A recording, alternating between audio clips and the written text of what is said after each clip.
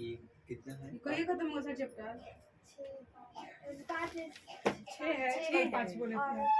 ठीक है, चलिए आज डायरेक्ट बताता हूँ।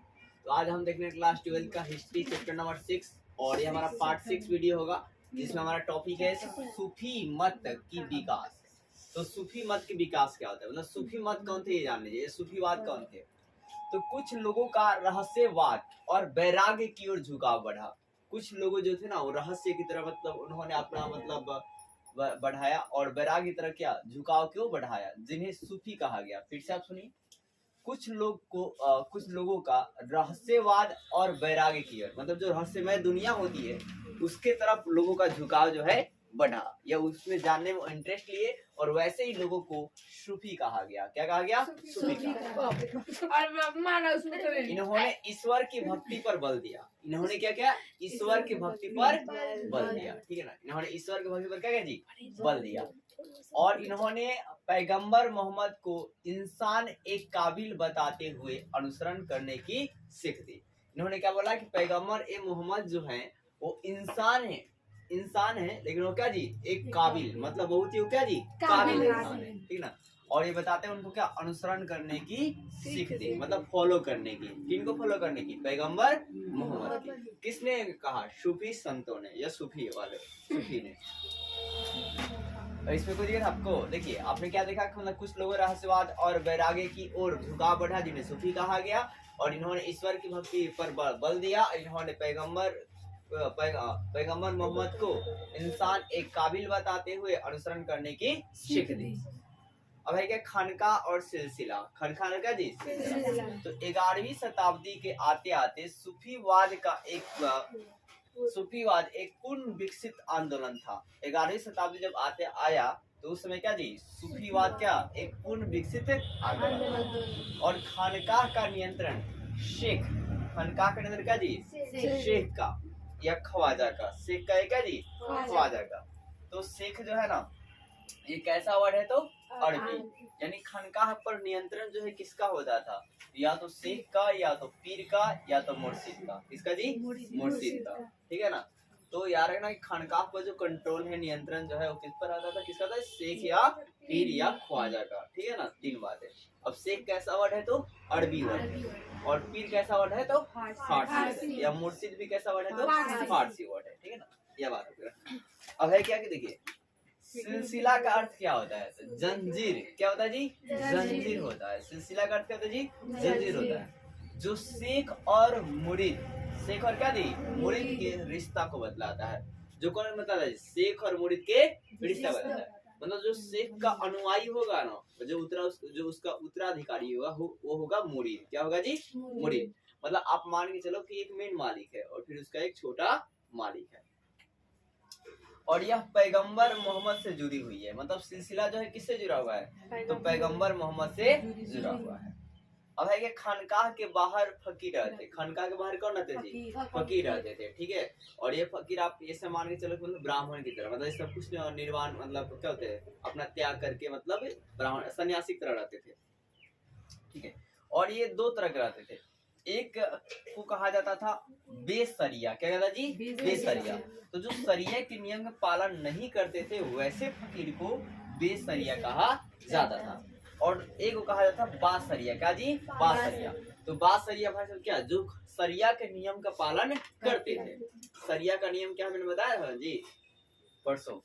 तो है क्या कि सरिया जो हमने बताया क्या कि मतलब जो सरिया के नियम के पालन करते हैं वो क्या है जी? बासरिया कहलाए फकीर। और जो आपके सरिया के नियम का पालन नहीं करते थे उसे बेसरिया फकीर कहा गया। अब इधर आप देखेंगे शेख मैनुद्दीन ओलिया। क्या जी? शेख मैनुद्दीन ओलिया। तो शेख मैनुद्दीन ओलिया का खानका जो है शेख निमाजुद्दीन ओलिया। निजामू होता है, उल्टा लिख दिया। ठीक है, तो आप निजामू लिखना। शेख निजामू। ठीक है ना। शेख निजामुद्दीन क्या जी? ओलिया। इनका खानका कहाँ है? तो दिल्ली शहर की बाहरी सीमा पर यमुना नदी के किनारे। तो अगर स्टेट पूछेगा तो कहाँ है? तो दिल्ली आप मानेंगे। किस नदी किनारे? तो यमुना नदी किनारे। कहाँ भाई? गियासपुर में। कहाँ जी? गियासपुर में। ठीक है ना। तो शेख निजामुद्दीन औलिया का जो खानकाह है वो क्या जी, दिल्ली शहर की बाहरी सीमा पर, किस नदी पर, यमुना नदी किनारे, किस जिला में, तो ब्यास। अब आगे देखिए सूफीवाद। तो सूफीवाद जो ये वर्ड है ये किससे बना हुआ है, तो तत्सवयुग से। किसे जी, तत्सवयुग से, ठीक है ना, तत्सवयुग से बना है। अब है क्या, इसका मतलब क्या होता है, क्या निकलता है, तो सुप से निकलता है। ये तत्सवयुग जो है ना, किससे निकलता है जी, सुप से निकलता है। और इस सुप का अर्थ क्या होता है, तो ऊन होता है। कहता जी ऊन। यानी कि जो सूफीवाद लोग थे, ठीक है, जो सूफी थे वो खुरदरे ऊनी वस्त्र पहनते थे जिसे सूफी पहनते थे, है क्या, खुरदरे ऊन जिसे सूफी पहनते थे, ठीक है। अब है क्या कि जो अन्य विद्वानों का मतलब मानना था कि जो सूफीवाद है वो सफा से बना है। किसना जी, सफा से निकला है। और सफा का मतलब क्या था जी, साफ होता है। कहता जी साफ होता है। और जो पैगंबर के मस्जिद के बाहर एक चबूतरा था। अब ये जो साफ क्या था, तो एक पैगंबर के मस्जिद के बाहर क्या था जी, एक चबूतरा था, बहुत जो साफ। चिश्ती के नाम पर मध्य अफगानिस्तान के चिश्ती शहर से लिया गया है ना। ये जो चिश्ती नाम है, ठीक है ना, चिश्ती जो वर्ड है वो कहाँ से लिया गया है, तो मध्य अफगानिस्तान के चिश्ती शहर से लिया गया है। किससे लेगा जी, मध्य अफगानिस्तान के चिश्ती शहर से लिया गया है। अब देखिए शेख या ख्वाजा मोइनुद्दीन चिश्ती, जैसे चिश्ती पर टाइटल लगा है ना, तो ये कहाँ से टाइटल लगा है, तो मध्य अफगानिस्तान के चिश्ती शहर से। तो शेख ख्वाजा मोइनुद्दीन चिश्ती, ठीक है ना। कहने का मतलब यहाँ पर आप ये लिख सकते हैं ख्वाजा गरीब नवाज, ठीक है।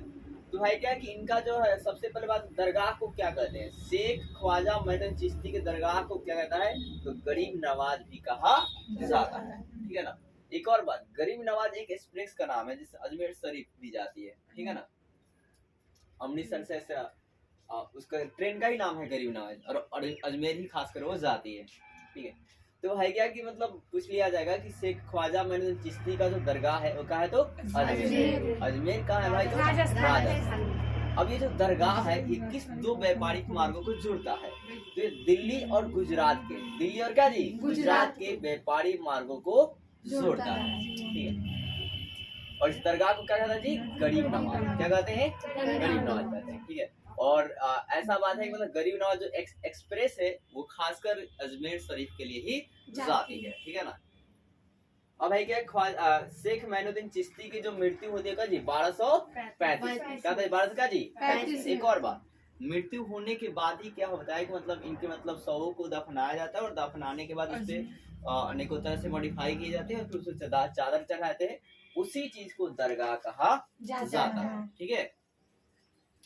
अब देखिए है क्या, किताबी जिक्र, अगर ये ख्वाजा मोइनुद्दीन चिश्ती के जो किताबी जिक्र है वो किस शताब्दी के है, तो 14वीं शताब्दी के है। किस शताब्दी जी, 14वीं शताब्दी। तो है क्या, किताबी जिक्र सबसे पहले ख्वाजा मोइनुद्दीन चिश्ती के बारे में कब की है, तो 14वीं शताब्दी में, ठीक है।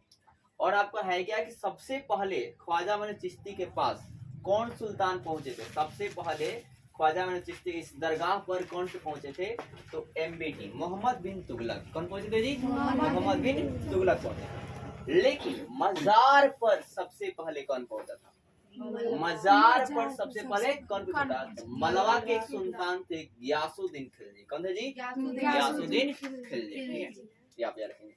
तो भाई साहब मतलब सबसे पहले 14वीं शताब्दी में यहाँ सबसे पहले कौन पहुंचा, तो MBT। क्या जी, MBT। लेकिन मजार पर सबसे पहले कौन पहुंचा, तो मलवा सुल्तान का जी गियासुद्दीन खिलजी। क्या जी, गियासुद्दीन खिलजी। ये प्रश्न कम पूछे जाते हैं, ये वाला ज्यादा पूछे जाते हैं, MBT मोहम्मद बिन तुगलक।